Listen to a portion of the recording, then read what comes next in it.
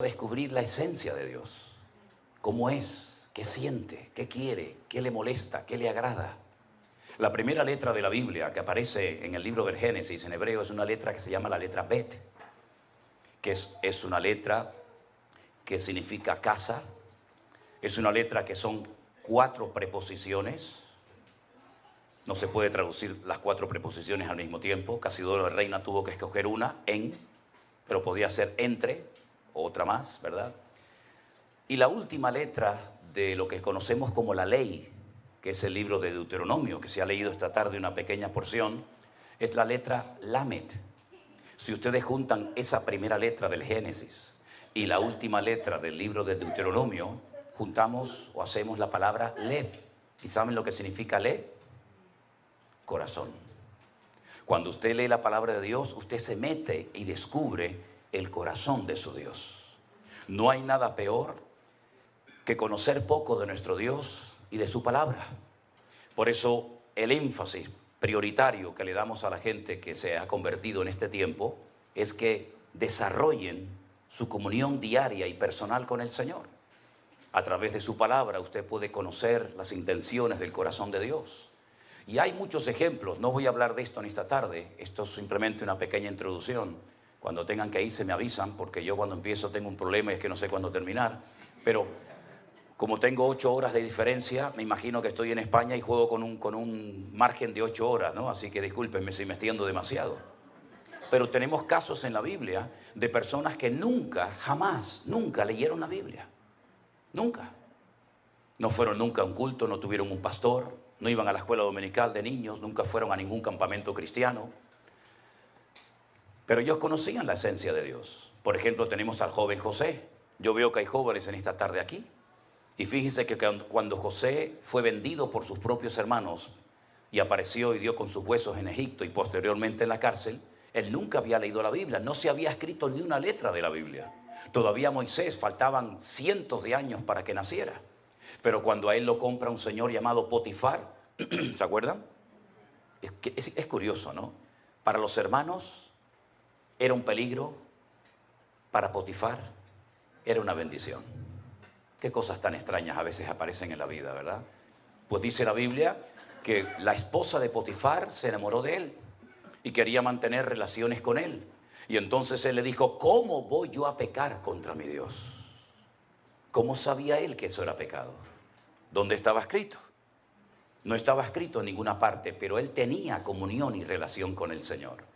Y cuando tú tienes comunión y relación con el Señor, tú conoces el corazón de tu Dios, ¿sí o no? Él no necesitaba leer la Biblia. Cuando el Señor le dijo a Abraham, sal de tu tierra y de tu parentela, él no dijo, ¿me habré inventado esta voz? ¿Será producto de mi imaginación? No le voy a hacer caso a esta voz. Él sabía que era Dios el que lo estaba llamando. Y lo dejó todo, dice la Biblia, sin saber a dónde iba. Tiempo más tarde, cuando tiene un hijo, la Biblia dice que el Señor le pide en sacrificio a su hijo. Y él podía haber dicho, Señor, ¿me lo prometiste? ¿Me lo diste? Y ahora me lo pides en sacrificio. No puede ser la voz de Dios. Dios nunca le ha pedido a nadie el sacrificio de un hijo. Pero él no cuestionó a Dios. Él caminó 3 días sin parar desde Beersheba, al sur de Israel, hasta Jerusalén, el monte Moriah, para sacrificar a su hijo. Porque él sabía que el Dios que lo había llamado de Ur de los Caldeos para ir a la tierra prometida, era el mismo Dios que ahora le estaba pidiendo a su hijo que lo sacrificara sobre un altar en el monte Moriah. ¿Cómo lo sabía? Por la comunión, por la relación que tenía con el Señor. Por eso, hermanos queridos, si algo tenemos que mantener y desarrollar hoy en día más que nunca, es nuestra comunión y nuestra relación con el Señor, porque es lo único que nos va a mantener firmes en estos tiempos difíciles y peligrosos en los cuales nos ha tocado vivir. Amén, hermanos. Amén. Pablo le decía a Timoteo, ocúpate en la lectura. Ocúpate en la lectura. Y fíjate que estando en la cárcel, él le decía, tráeme los libros, tráeme los pergaminos, sabiendo que está a punto de morir y de entregar su vida por Cristo. Él todavía tenía anhelos de prepararse, de instruirse, de tener material para poder seguir preparándose como siervo del Señor. No hay nada peor que un cristiano ignorante. Por eso pasa lo que pasa. Por eso muchas veces han entrado en la iglesia doctrinas de hombres, mandamientos de hombres, modas, métodos, que aparentemente vienen de parte del Señor, pero que después lo único que traen son divisiones internas, problemas y confusión a las iglesias. Por eso escudriñar las Escrituras, porque ellas son las que dan testimonio de nuestro Señor Jesucristo. Amén, hermanos. Bueno, vamos a leer la palabra del Señor en esta tarde. No sé si la han traído, si no, no se preocupen. Yo quisiera leerles en esta tarde una historia muy bonita, una historia muy interesante de un hombre que se encuentra en el Evangelio de Lucas, capítulo 19. Evangelio según San Lucas, por favor, el capítulo 19, a partir del versículo 1 en adelante. Es la famosa y hermosa historia de Jesús y Zaqueo. Un poquito de agua tiene por ahí. Aquí, ahí está. Ok, gracias. Gracias. Lucas capítulo 19, versículo 1, dice así. Habiendo entrado Jesús en Jericó, iba pasando por la ciudad. Y sucedió que un varón llamado Zaqueo, que era el jefe de los publicanos y rico, procuraba ver quién era Jesús, pero no podía. No podía a causa de la multitud, pues era pequeño de estatura. Corriendo delante, subió a un árbol sicómoro para verle, porque había de pasar por allí. Cuando Jesús llegó a aquel lugar, mirando hacia arriba, le vio y le dijo: Zaqueo, date prisa, desciende, porque hoy es necesario que yo pose en tu casa. Entonces él descendió a prisa y le recibió gozoso. Al ver esto, todos murmuraban diciendo que había entrado a posar con un hombre pecador. Entonces Zaqueo, puesto en pie, le dijo al Señor: Señor, la mitad de mis bienes se la voy a dar a los pobres. Y si en algo he defraudado a algunos, se lo devuelvo cuadruplicado. Versículo 9. Jesús le dijo: hoy ha venido la salvación a esta casa, por cuanto él también es hijo de Abraham. Y terminamos con el versículo 10 que dice: porque el Hijo del Hombre vino a buscar y a salvar lo que se había perdido. ¿Cuántos dicen amén? Gloria a Dios. Cuando el pueblo de Israel sale de la esclavitud en Egipto, después de casi 400 y pico años de esclavitud allí, y lograron salir a través de Moisés, como bien saben ustedes, en la noche que celebraron por primera vez la fiesta de Pesaj o de la Pascua, estuvieron a punto de llegar a la tierra prometida y tomar posesión de aquel país virgen que era para ellos. Pero dice que por desobediencia y por incredulidad no pudieron entrar a tomar posesión de la tierra. Se quejaron, ¿se acuerdan? Lloraron amargamente en sus tiendas. Moisés había mandado un hombre de cada tribu, en total 12. La palabra que aparece ahí no es la palabra espías, sino la palabra exploradores. Vayan y gócense y disfruten del país tan lindo y tan hermoso que el Señor nos ha entregado. Están 40 días reconociendo el país. Cuando regresan, la Biblia dice que la gente estaba con la expectativa, con la ilusión de recibir aquel informe. Desanimaron al pueblo. Le dijeron: la tierra traga a sus moradores. La gente es enorme, son como gigantes. Nosotros parecíamos como pequeñas langostas en comparación con ellos. No vamos a poder conquistar el país. Solamente 2, ¿verdad? Como bien saben ustedes la historia, Josué y Caleb, los mandaron a callar y dijeron: ¿qué están diciendo? Es verdad que hay gigantes, es verdad que las ciudades están fuertemente protegidas por murallas, pero nuestro Dios está con nosotros y Él nos va a entregar la tierra. Así que no tengamos miedo, vamos a subir y los vamos a comer como si fueran pan. Lamentablemente no les hicieron caso. El Señor les dijo: 40 días habéis estado recorriendo la tierra a día por año. 40 años dando vueltas en el desierto hasta que toda esta generación de incrédulos desaparezca y Dios levante una nueva y fresca generación sin vuestros temores, vuestros traumas, vuestros complejos, y que se atrevan a tomar posesión de la tierra que fluye leche y miel, la tierra de Canaán. Pasaron 40 años, murieron miles de hombres en el desierto y después vuelven otra vez a la frontera de la tierra prometida. Ahí la tienen enfrente. Y entonces Josué toma una decisión. En esta ocasión no manda exploradores. En esta ocasión manda 2 espías. 2 espías que tienen que pasar desapercibidos. 2 espías que no van a cara descubierta para que todo el mundo los conozca y los vea. Tienen que pasar desapercibidos para que traigan un informe a Josué de cómo es la ciudad de Jericó. Si ustedes han ido a Israel, los que han ido conmigo lo saben perfectamente, tenemos el río Jordán como frontera natural que divide lo que hoy en día se llama Jordania, antaño Moab, de Israel. Y nada más cruzar ese río, que en ese lugar del país es muy estrecho, inmediatamente enfrente te encuentras la enorme y gigantesca ciudad de las palmeras o la ciudad de Jericó. En aquellos tiempos, hoy en día no, en aquellos tiempos la ciudad tenía una doble muralla, eran como especie de círculos concéntricos, ¿verdad? Una muralla enorme por fuera y más adentro otro círculo. Cuando los 2 espías llegan a la casa de una tal Rahab, ¿se acuerdan? Rahab la ramera, les da hospedaje y ella les dice: hemos oído lo que vuestro Dios ha hecho por vosotros. Sabemos perfectamente que la ciudad va a caer en vuestras manos. Hemos oído cómo habéis vencido a los reyes que se levantaron contra vosotros en el desierto. Hemos oído cómo el Señor abrió las aguas del Mar Rojo y toda la gente en esta ciudad está asustada porque su corazón desfallece por causa de los hijos de Israel. Tener misericordia de mí y de mi familia cuando entréis a tomar posesión de la tierra, porque sabemos perfectamente que la ciudad va a caer tarde o temprano. Ellos le dijeron: si tú no le cuentas nada al rey, si tú no le cuentas nada a ningún hombre de que hemos estado aquí, tendremos misericordia de ti y de tu casa. Pero 2 condiciones. Primero, no salgas de la puerta de tu casa, quédate dentro. Si quieres que alguien más se salve contigo, tu padre, tu madre, tus hermanos o quien sea, que estén dentro de la casa contigo. Segundo, este cordón, esta tela, este trapo de color grana o rojo, lo vas a atar en la ventana para que cuando entremos a tomar posesión de la tierra, la gente sepa que en esa casa no tienen que entrar a herir, a matar a nadie, sino que ahí vives tú. Así fue.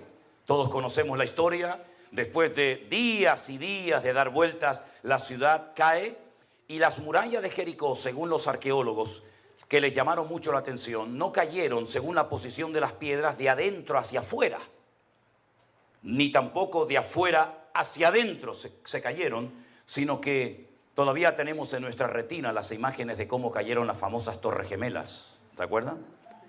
Se desmoronaron, cayeron de arriba abajo porque no era una obra del hombre. Era una obra, una intervención divina y sobrenatural.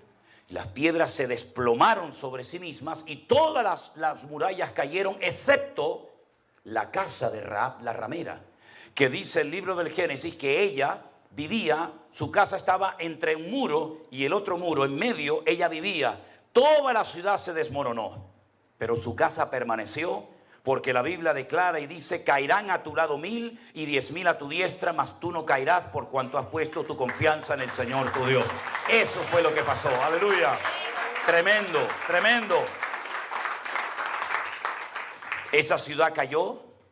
Fue la primera conquista importante de la tierra prometida y de ahí en adelante fueron tomando posesión de la tierra hasta llegar hasta la frontera, hasta el norte, que le tocó en posesión a la tribu de Dan. De ahí que se diga desde Dan, ¿verdad? Desde Dan hasta Berseba, desde el norte hasta el sur. En esta ciudad que fue conquistada no por una estrategia humana, no por un método humano, sino por la voluntad y el poder de Dios, es donde el Señor Jesucristo se encuentra ahora. Este pasaje de Lucas capítulo 19 acontece en la ciudad de Jericó. Y es en la ciudad de Jericó donde hay un pequeño hombre de una estatura muy, muy pequeña llamado Zaqueo, que es el jefe de todos los publicanos y además un hombre tremendamente rico. Los publicanos en aquella época eran personas odiadas. Nadie quería tener contacto y comunión con los publicanos. Ellos no eran romanos. Los publicanos no eran extranjeros, por lo menos en Israel. Eran judíos que se pasaron al bando contrario, al bando del enemigo, y se encargaban de recaudar los impuestos para el enemigo y al mismo tiempo se llenaban los bolsillos. y por eso se enriquecían de una manera injusta. Este es el jefe de todos ellos. Uno de los peores insultos que se te podía decir en aquella época a un hombre era llamarte publicano, que es lo mismo que traidor. Traidor. Recaudando, sacando el dinero, robándonos el dinero, nuestros ahorros, nuestros recursos, para dárselos al imperio romano, al enemigo. El Señor Jesucristo llega a la ciudad de Jericó porque fue conquistada milagrosamente por el poder de Dios, y este hombre lo quiere ver, pero dice la Biblia que es muy pequeño de estatura. No lo puede ver, no se desanima, no se deprima, no dice, bueno, total, ¿qué más da? Sino que sale corriendo, se sube a un árbol sicómoro. De hecho, el árbol sicómoro más famoso de Israel justamente está en Jericó. Los turistas van y se sacan fotografías al lado de un árbol sicómoro. ¿Y qué es un árbol sicómoro? Ustedes saben que para trepar, para subir a un árbol, a veces uno tiene que poner una escalera, porque las ramas están muy altas, pero el árbol sicómoro no. El árbol sicómoro es muy fácil treparlo, es como si fuera una escalera, porque las ramas empiezan desde abajo, así.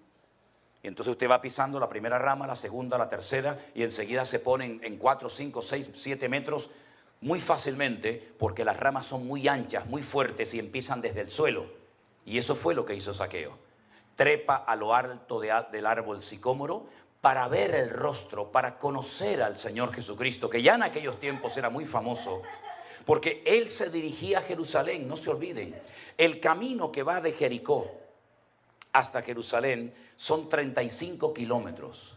Era el camino por el que iban los sacerdotes. Los sacerdotes vivían en Jericó, y cuando les tocaba subir a Jerusalén una semana a ministrar, salían por ese camino, llegaban a Jerusalén y a la semana volvían a su casa y subía otro turno de sacerdotes. Se conocía como el camino de la sangre, porque la gente sabía que los peregrinos iban con sus diezmos, con sus ofrendas, con sus aportaciones a la casa de Dios, y entonces los ladrones se apostaban en el camino para saltearlos. La famosa historia del samaritano, ¿se acuerdan? El buen samaritano, ¿dónde se lleva a cabo? Ese hombre que es herido, que casi lo matan, en el camino que desciende de Jerusalén hasta Jericó. Zaqueo lo que hace es que está esperando pacientemente para ver el rostro del Señor Jesucristo, y para sorpresa de él, Jesús no sigue de largo, sino que se detiene al pie del árbol y le dice, Zaqueo. Fijaros que lo llamó por su propio nombre. Es que nuestro Dios conoce absolutamente todo. No le tuvo que decir, ¿qué haces allá arriba? ¿Cómo te llamas? ¿Cuánto tiempo llevas allá arriba? Es que lo que nadie sabe y conoce en esta vida, nuestro Dios lo conoce perfectamente. Él nos conoce desde el vientre de nuestra madre. Él sabía que tú ibas a nacer. No es casualidad que tú hayas nacido. Se quedaron millones de futuros o de posibles hermanos nuestros por el camino. Se quedaron por el camino millones de niñas como tú, pero no llegaron a la meta. Pero el Señor permitió que tú llegaras a la meta. Y cuando eras así una cabecita prácticamente que hay que mirarla por un microscopio, tú llegaste porque el Señor te diseñó desde el vientre de tu madre para que tú vivieras de gloria en gloria, de victoria en victoria y de bendición en bendición. No es casualidad que hayas nacido. Al contrario, hay un propósito, hay una razón de ser. Si cuando no eras nada sin Cristo llegaste el primero a la meta, imagínate ahora que el Señor está contigo como poderoso gigante. Nadie te podrá hacer frente en todos los días de tu vida. ¿Cuántos dicen amén? El Señor Jesucristo le dice, baja, baja, baja, Zaqueo, ven. Yo hoy quiero comer en tu casa. Claro, para muchos fue un escándalo, porque hay personas, cristianas evangélicas también, que ya creen que lo saben todo. Tienen sus esquemas. Esto está bien hacerlo en la iglesia, pero esto no. Porque te educaron, te criaron como que tú eres el que controlas. Tú eres el que sabes. Y entonces, en cuanto se sale el programa del protocolo o del horario, o el predicador no sé qué, o el músico, enseguida nos ponemos nerviosos. Y por eso muchas personas en la época del Señor Jesucristo se ponían nerviosos cuando, por ejemplo, veían que iba a entrar a la casa de un publicano, de un traidor. Porque no les cabía en la cabeza que el Señor, si era tan santo y tan sabio, entrara a comer a casa de un pecador. Pero ¿para qué vino el Señor Jesucristo a este mundo, mi hermano? ¿Para darle una palmadita en la espalda a los religiosos y que sigan con su fariseísmo y con su hipocresía? ¿O Él vino a buscar y a salvar lo que se había perdido? Porque es muy fácil ser cristiano aquí adentro. Pero es que yo he visto un montón de gente durmiendo ahí en la vereda de esta calle, que de alguna manera habrá que ir a alcanzarlos para Cristo, o por lo menos evangelizarlos en algún momento. Pero no le lleve una Biblia a un muchacho que está enganchado a la droga, a la heroína, a la cocaína, al crack, que está pasando frío, hambre. No le lleve una Biblia porque no le va a servir de nada. Llévele un pan, llévele un café con leche y después le regala la Biblia. Primero vaya a lo natural y luego vaya a lo espiritual. Pero si va a lo espiritual, una persona que está enganchado al mundo, que el diablo lo tiene en sus manos, la Biblia en ese momento ni siquiera la va a apreciar. Lo que va a utilizarla es arrancando la Biblia para hacerse canutos de marihuana y fumárselos, como muchas veces ha sucedido.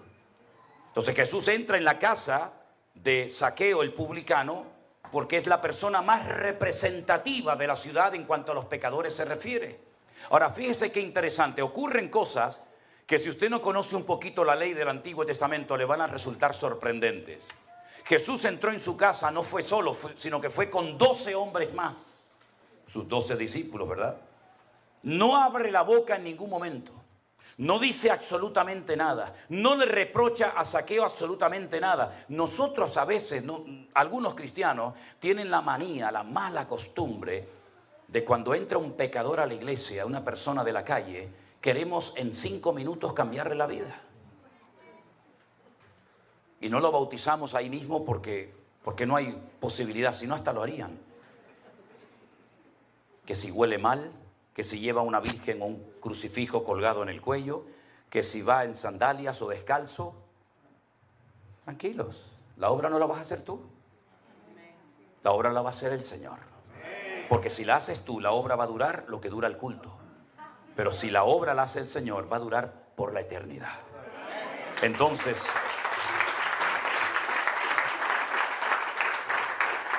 el Señor Jesucristo no abrió la boca. Podía haber dicho: Zaqueo, parece mentira. Somos judíos. Has ido a la sinagoga desde niño. Estás circuncidado como buen judío que eres. Y te has dedicado a servir al enemigo. ¿Qué has hecho con tu vida? La has tirado por la borda. No abrió la boca. Pero la presencia del Señor cambia a la gente. Y entonces hay un momento en la comida que Zaqueo, dice versículo 8, se pone de pie. Cuando una persona en la Biblia se pone de pie, es porque va a decir algo importante. Era la forma de la época. No había micrófonos, no había megafonía. Entonces un hombre, una mujer se ponía de pie y todo el mundo guardaba silencio, porque algo importante va a decir. Él se pone en pie y dice: Señor. Lo llama Señor. En hebreo hay 2 palabras para la palabra Señor. Una es la palabra Baal. Sí, Baal. La del ídolo, sí, Baal. Baal significa Señor, lo que sería el Señor en minúscula para nosotros. ¿Me explico? En hebreo no existen mayúsculas y minúsculas. Baal es Señor, por eso dice que Sara llamaba a Abraham mi Señor. Baalí. Pero la otra palabra que solamente se emplea para el Señor Dios Todopoderoso es la palabra Adonai o Adoní, que es mi Señor. Y si usted lee el Nuevo Testamento en la versión hebrea, dice Adoní, mi Señor, no Baal, sino Adoní, lo está reconociendo como el Señor. Luego ya empezamos bien. Le llama Señor, lo reconoce como el Señor, lo reconoce como el Creador, lo reconoce como el amo de su vida, y entonces añade la siguiente expresión: Señor, la mitad de mis bienes se la voy a dar a los pobres, la mitad. Imagínate tú, saca cuenta de todo lo que tienes y dice: bueno, tengo $1.000.000 en cosas. La mayoría de ustedes tienen eso, ¿no? La mitad, $500.000 se lo voy a dar a los pobres, pero es que no te lo van a devolver. Es que no lo puedes dar con intereses. Bueno, es una inversión. Les doy $500.000 y recibo a los 6 meses 700.000. No. Se lo voy a dar desinteresadamente. La mitad de mi patrimonio se lo voy a dar a los pobres. Algunos dirán: pero esto es una locura. ¿Qué le pasó a este hombre? Es que cuando Cristo entra en un hogar, uno hace locuras para el Señor. La mitad de mis bienes se la voy a dar a los pobres. Y escucha, Y si en algo he defraudado, tú sabes que has defraudado, Zaqueo. Tú sabes que esa riqueza no vino de trabajar. Muy poca gente se hace rica trabajando, ¿eh? Discúlpeme. En España. Aquí no. Aquí yo sé que trabajan y todo el mundo se hace rico. Ya. Vienes con una mano delante y una mano detrás y en un año eres millonario. Ya. Y yo me chupo el dedo, como decimos ahí en España, ¿no? También, ¿eh? Si en algo he defraudado, y era para decirte, pero ¿cómo no vas a defraudar, querido? Si la casa que tienes, la ropa que tienes, todo el patrimonio que tienes, ¿de dónde rayo lo has sacado, mijo? Si te has enriquecido a costa de la gente abusando de tu autoridad, porque eres el jefe de todos los publicanos. Si los publicanos ya eran ricos y tenían capacidad económica, imagínate el jefe de todos ellos, ¿verdad? Si en algo defraudado se lo devolveré cuadruplicado. Y ahora aquí tengo que pararme a dar una pequeña explicación. La ley de Moisés, la ley que el Señor le dio al pueblo de Israel en el monte Sinaí, dentro de los 613 mandamientos que tienen, 613, hay uno que decía que cuando una persona robaba algo, no era suficiente con pedirte perdón. No era suficiente con devolverte lo que te he robado. El Señor va mucho más allá y dice, pides perdón, devuelves lo que has robado y le das 4 veces más de lo que has robado. Tienes que demostrar que estás arrepentido. Porque si usted a mí, hermano, me ha robado, y usted viene a mí y me dice, pastor, hermano, hermana, discúlpeme, quiero pedirle perdón porque el otro día le robé. Yo digo, sí, yo te perdono, pero dame lo que me robaste. Cristianos sí, pero tontos no. No te pases. Me robaste el otro día esto, me lo das. Yo te perdono siempre, pero no te pases un pelo conmigo. Me devuelves. Y en el cristianismo, Santas Pascuas. En el judaísmo no. En el judaísmo me devuelves, me pides perdón y me das 4 veces más. Es decir, que si el otro día fuiste al campo y te gustó una vaca que yo tenía allí en el campo, me la devuelves y me das 4 más. Y tú dices, pero ¿esto quién lo hace? El que verdaderamente está arrepentido. Es lo que decía Juan el Bautista. ¿Se quieren bautizar? Claro, porque ahora todo el mundo lo hace, es la moda.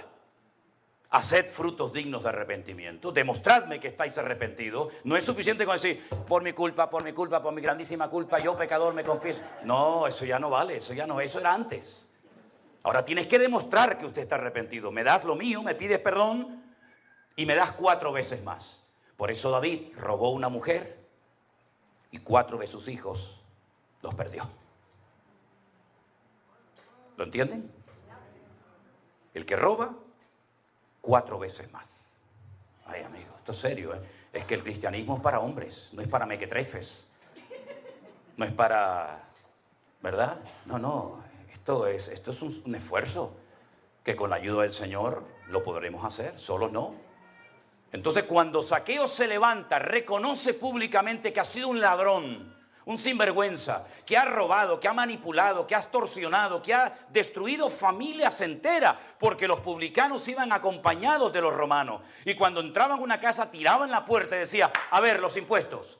Y ahora me llevo a la oveja, me llevo a la niña como esclava, me llevo al niño para trabajar en mi campo y toda esa ropa me la llevo. Así eran los publicanos, eran abusadores, eran personas sin escrúpulos, eran personas que vivían solamente pensando para sí mismos, egoístas, ególatras.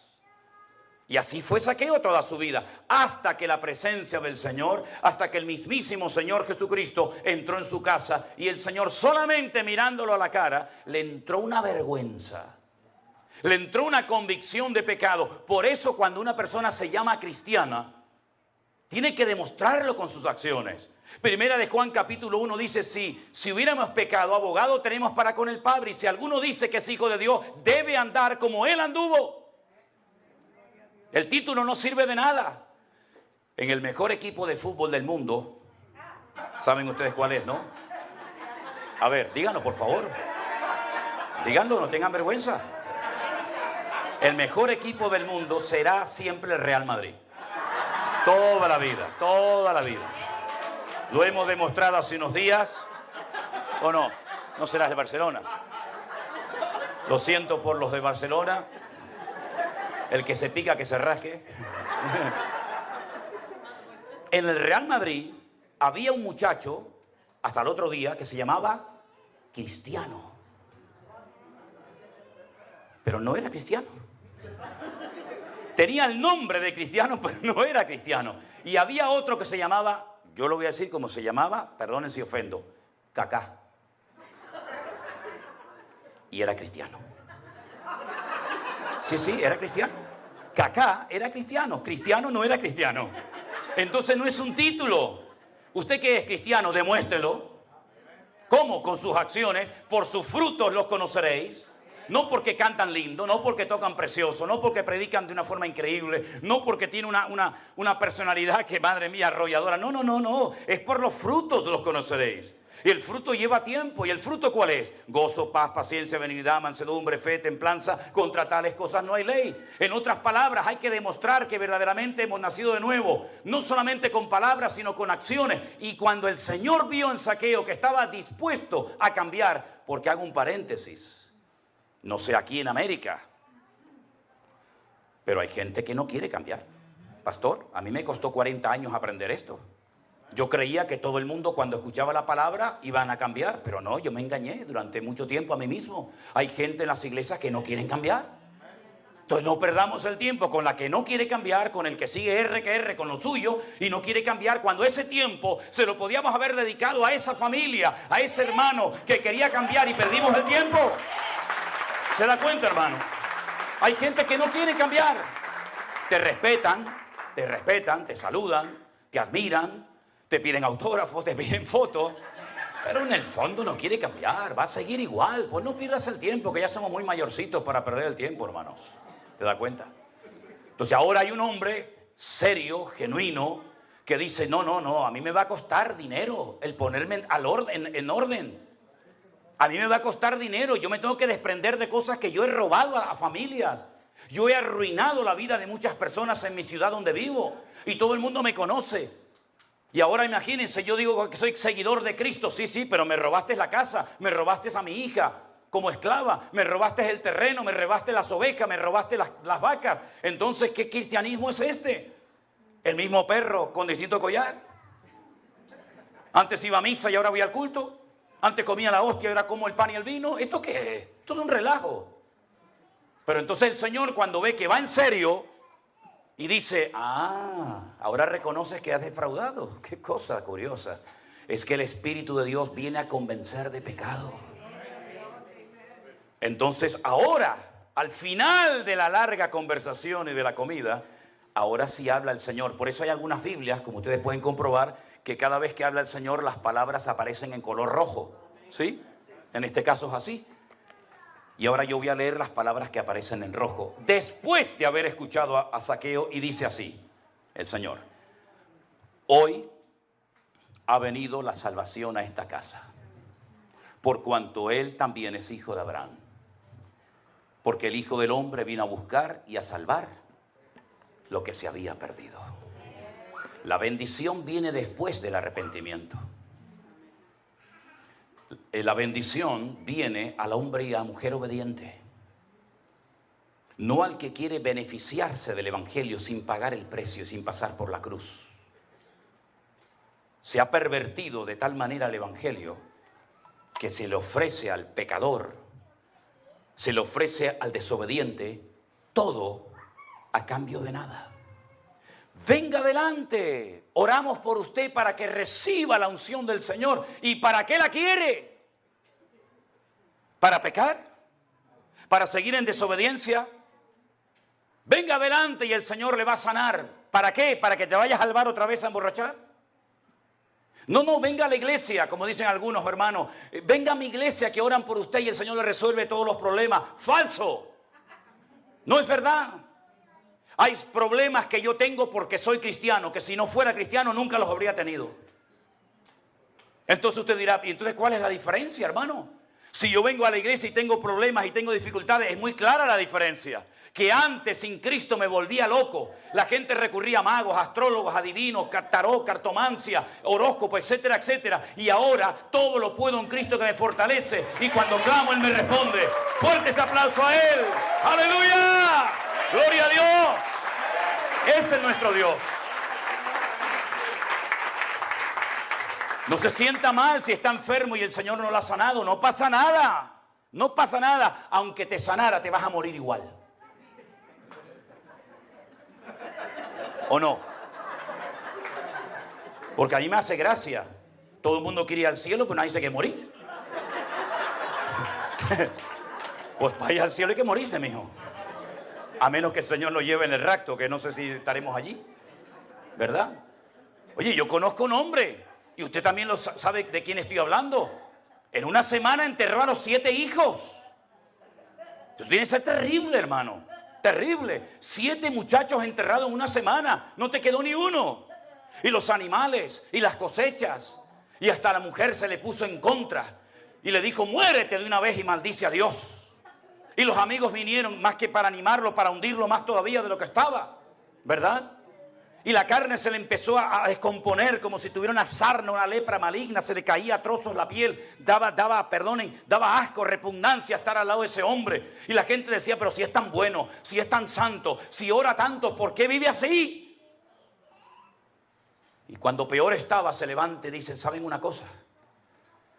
Aunque mi Dios me mate, no voy a dejar de adorarlo. Porque yo sé que mi Redentor está vivo y yo lo veré a Él con mis propios ojos. ¡Aleluya! Esa es un hombre de fe y de autoridad y de madurez en el Señor. Y ese es el cristianismo que hoy en día se necesita ver en las iglesias hoy en día. No gente que ante cualquier cosa ya se cambian de iglesia. No gente que cuando Dios no me ha sanado, yo me enfado con Dios. Y hay que ser ignorante para enfadarse con un Dios tan bueno. Porque hay una cosa que yo nunca lograré entender, por lo menos en esta vida. Y es que el hecho de enamorarnos nosotros de Dios es lógico. ¿Cómo no se va a enamorar uno de un Dios tan bueno, tan misericordioso como el que tenemos? Que me ayuda, me bendice, me levanta, me restauró. ¿Cómo no me voy a enamorar de Él?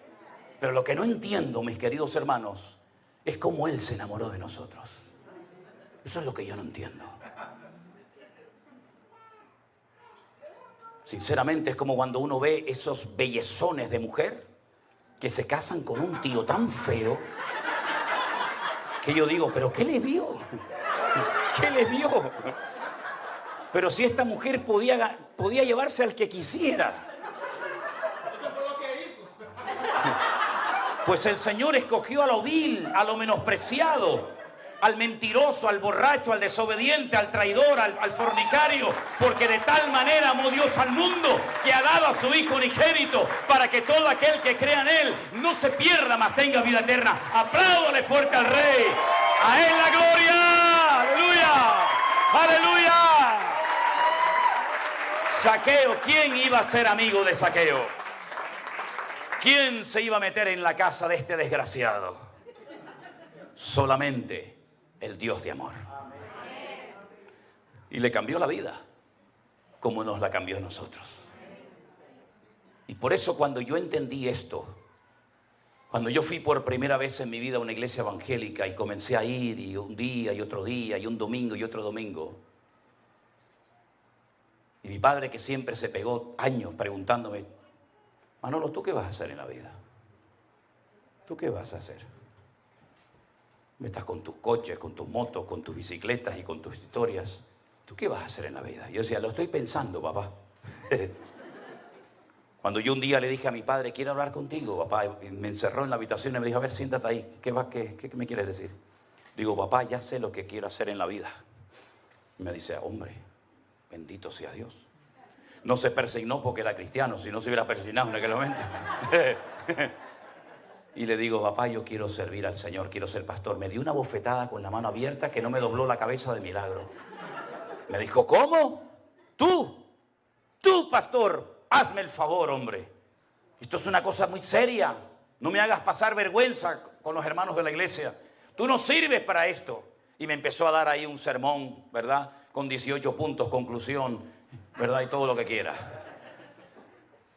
Pero yo estaba convencido de que si esto es verdad, si este libro que lo escribió o lo inspiró el Espíritu Santo, que es matemáticamente perfecto, cuando Cristóbal Colón se levantaba por la mañana y se fue al rey Fernando de Castilla, Fernando de Aragón, Isabel de Castilla, y le dijo, majestades, quiero que me financien un viaje. ¿A dónde vas? Dice, voy a descubrir un nuevo mundo, un continente. Y le dijeron, ¿pero a dónde vas, tarado? ¿Dónde vas? ¿Qué nuevo mundo? ¿Tú no te das cuenta que aquí en España hay un pueblo que se llama Finisterre? Aquí termina la tierra. Si te vas para allá, te vas a caer. Y él dijo, no. ¿Cómo que no? No. Y usted va a Sevilla y coge el diario personal de Cristóbal Colón. Y él leía la Biblia. Dicen que era judío.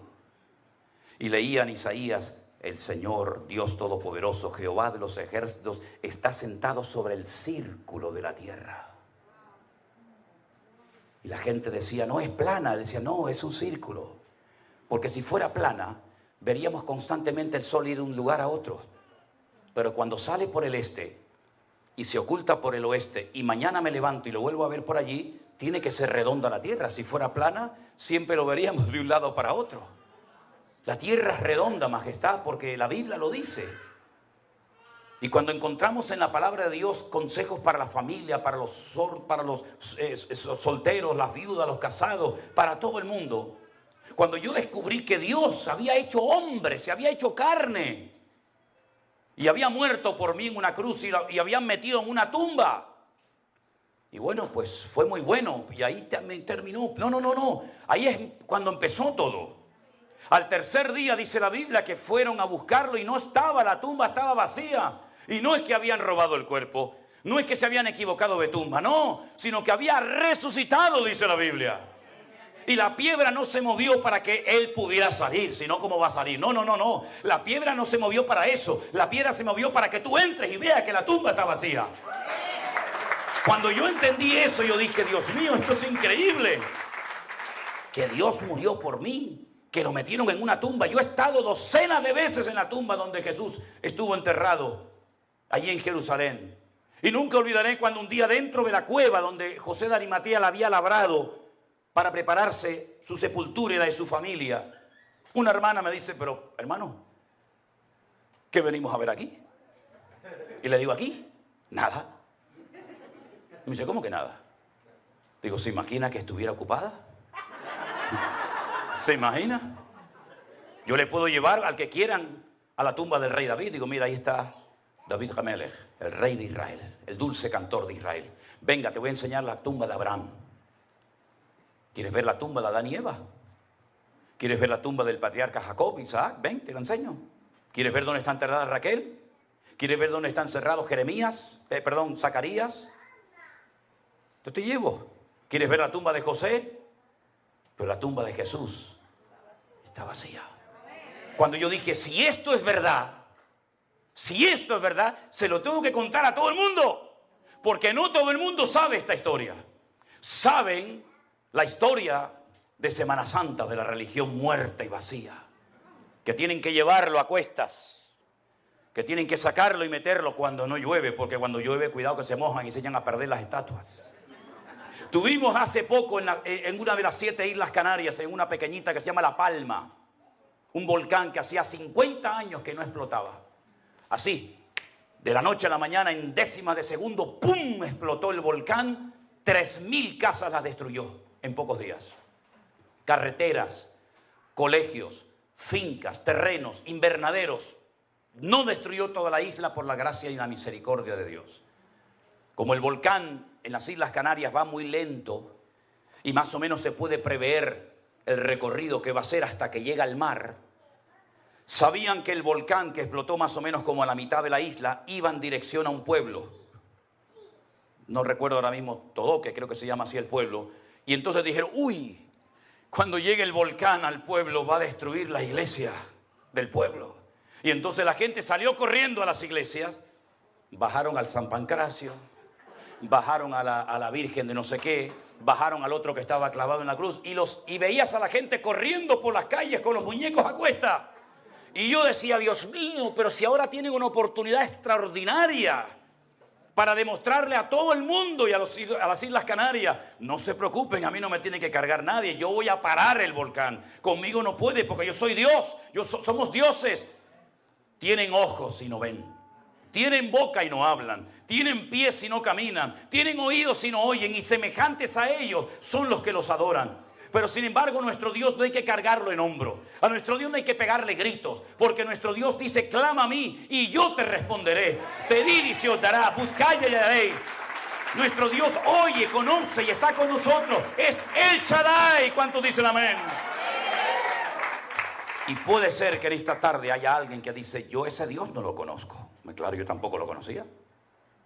Yo conocía la religión que los españoles trajeron aquí, a América, y a México, y a Venezuela, y a Colombia. Yo conocía esa religión que venía con la ley, con la orden debajo del brazo de los reyes de España, que conquistaran la tierra, tomaran posesión de ellas, y los que se resistieran y no se quisieran convertir al catolicismo, le cortaran el cuello. Esa es la religión que vino de allá. Una religión que no funcionaba allí y la querían traer aquí. Una religión con la espada en una mano y con la cruz en otra. ¿Te bautizas? ¿Te haces católico? ¿No? El siguiente. Sí, venga, para adentro. Esa es la religión que tú heredaste. No la elegiste tú, te la impuso tu papá, el abuelito y la abuelita. Esa religión no existía en la época de Jesús. Esa es la religión que viene del término religa, reluga, relegare, que significa atarse o volverse a atar otra vez. Jesús no era católico, tampoco evangélico. Jesús era judío, pero él vino enviado por el Padre para dar vida, y vida en abundancia. ¿Conoces a ese Jesús? ¿Lo conoces? No lo sé. Ahora, yo ya he terminado, Yo no voy a seguir hablando más, podría hablar hasta mañana si quisiera. Pero ahora le toca a usted decidir qué va a hacer con lo que ha oído. Nosotros no venimos de España a que nos aplaudan, como ustedes comprenderán. Nosotros no venimos a España aquí de vacaciones.